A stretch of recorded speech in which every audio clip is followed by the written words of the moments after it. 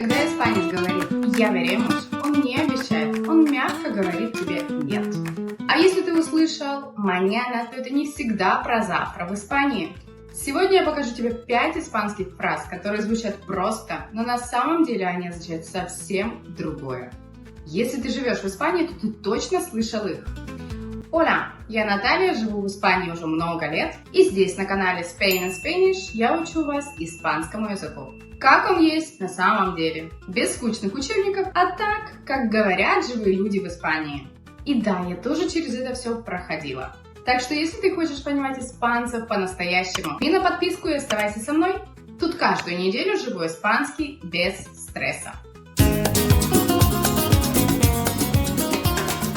Вообще испанцы мастера говорить одно, а на самом деле иметь в виду совсем другое. По данным Института Сервантеса, в Испании больше 2000 устойчивых выражений, которые меняют смысл в зависимости от контекста. Так что не удивляйтесь, если на ваш вопрос «Nos vemos mañana» вам улыбнутся и ответят «Ya veremos». Это вовсе не до завтра.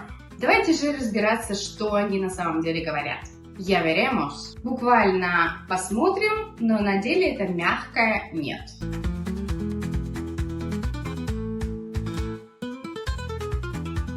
Испанцы очень избегают прямых отказов. Они не скажут «нет», они скажут «ya veremos». И звучит вроде как бы «давай посмотрим и позже решим». Но на самом деле, скорее всего, нет, но давай не будем ссориться. Например, ты предлагаешь встретиться в субботу, а в ответ слышишь «ya veremos». Вот и все, можешь уже не проверять свой календарь. Это совсем не грубость, просто в испанской культуре не принято отказывать прямо в лоб. Здесь важно же сохранить теплый тон и не испортить настроение. Поэтому «ya veremos» — это мягкая форма отказа с улыбкой. Красиво, дипломатично и без драмы. No pasa nada. Дословно ничего не случилось, все хорошо.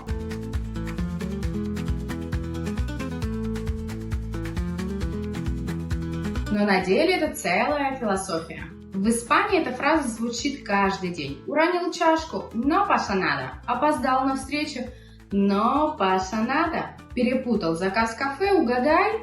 Да, снова no pasa nada. Для нас это немного непривычно, потому что мы часто извиняемся, оправдываемся, напрягаемся. А испанцы же наоборот, они просто успокаивают. Они не ищут виноватых, они просто живут дальше. Я даже как-то спросила у знакомого испанца, почему они все время говорят «no pasa nada». А он мне в ответ ответил «porque de verdad no pasa nada». В переводе, правда ведь ничего не происходит, ничего не случилось.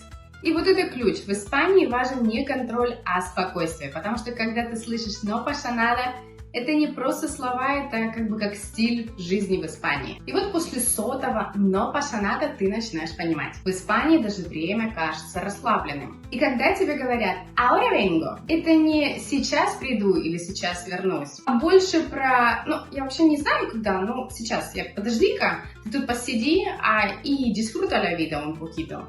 «Ahora vengo». Буквально «я сейчас вернусь» или «я сейчас приду».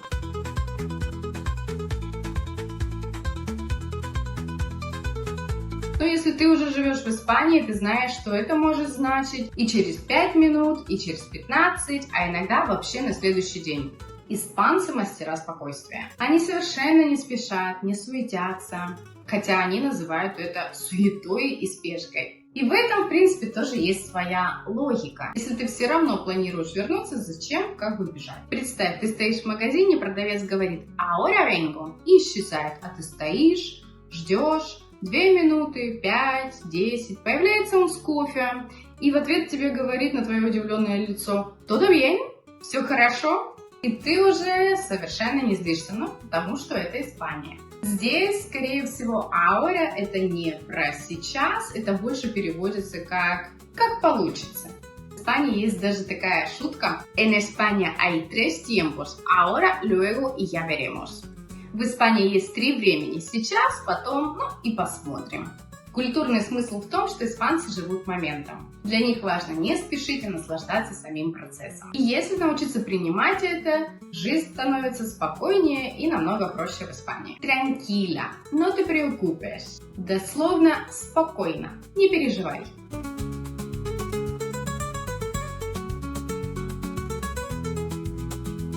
Но в Испании эти слова, как ты уже догадался, имеют особую силу. Представь, ты уже вся на нервах, опоздала на автобус, не туда повернула, у тебя куча дел. А рядом испанец спокойно говорит «tranquila, hay otro». Не волнуйся, будет другой. И говорит это с такой уверенностью, будто он точно знает, что этот автобус еще сам за тобой вернется. Испанцы не драматизируют. Если что-то пошло не по плану, они просто улыбаются и говорят «no te preocupes». И в этот момент ты буквально чувствуешь, как твой стресс куда-то исчезает. И самое главное, они говорят это искренне. Не для вежливости, не с привычки, а потому что по их логике зачем переживать, если можно просто подождать. Поэтому, если тебе скажут «tranquila», это не успокойся, как у нас, а все будет хорошо, дыши спокойно, жизнь продолжается. И вот это «tranquila» или «tranquilo» не просто слово. Испанцы не бегут, не нервничают и не давят на себя, чтобы получить твой ответ. Если что-то не получилось сегодня, получится завтра. Если что-то забыл, потом вспомнишь. Что-то потерял, значит, было не твое. И потом найдешь, либо купишь что-то получше. И иногда такие события происходят даже раньше, чем обещал человек, который сказал тебе «te llamo».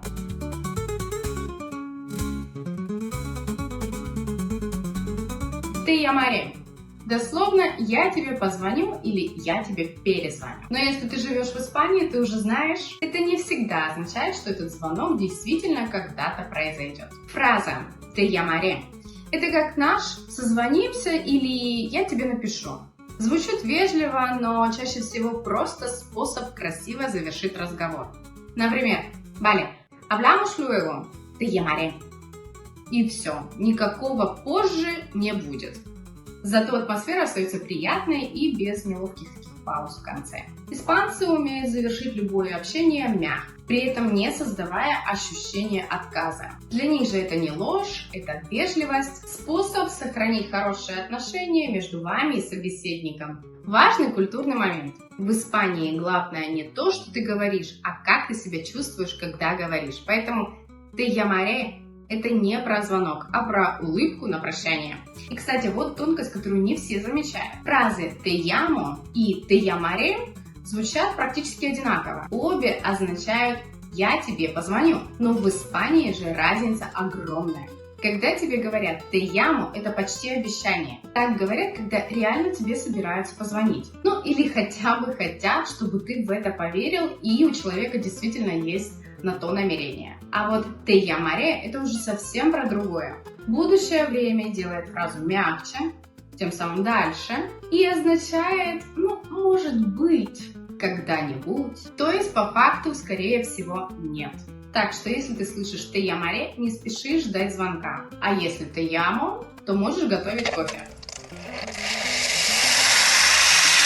И вот тут начинается настоящий испанский. Потому что в Испании даже время глагола может поменять не только смысл, но и даже настроение разговора. Ты вроде бы слышишь знакомые слова, но чувствуешь, что звучит по-другому, мягче, теплее. И если тебе хочется понимать именно такие нюансы, общаясь с испанцами, чтобы не просто переводить слова, а чувствовать и понимать, что тебе говорят, именно этому я учу на своих индивидуальных и групповых занятиях. А также я сейчас создаю закрытый разговорный испанский клуб. Кому интересно, пишите. На таких занятиях мы разбираем реальные живые ситуации из кафе, магазинов, улиц, банков, чтобы ты говорил по-испански так, как говорят сами испанцы.